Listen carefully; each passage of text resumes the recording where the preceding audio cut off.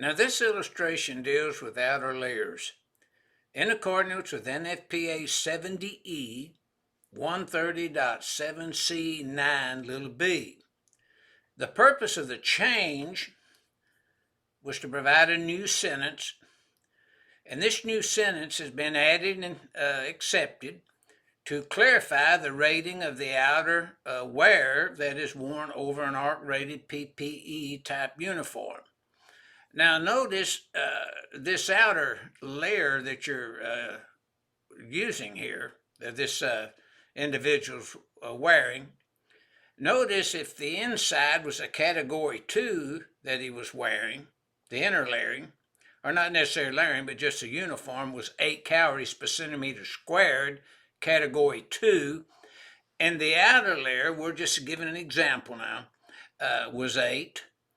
Then for you to add both of them together to get 8 and 8, 16, then you'd have to make sure that the uniform and the outer layering was in compliance with the Annex M, which would give you the information needed to ensure that they were listed to give you that full calorie per centimeter squared rating.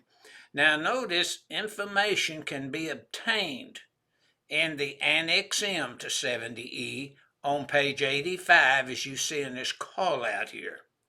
The employee wearing an ARC-rated outer layer is in compliance with 130.7C9 b on page 31. The overall material equal to or greater than the estimated incidental energy exposure must be equivalent to or greater than is listed here.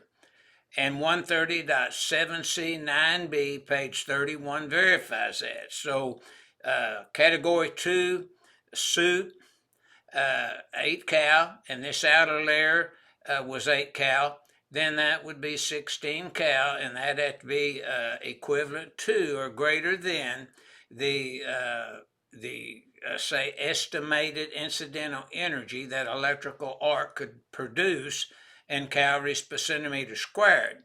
Now we can go to Article 100 of 70E and obtain the definition of arc rating, and this information would be given to you a little bit more in detail when arc rating is defined, so that we understand the definition and how the term is used throughout the 70E standard.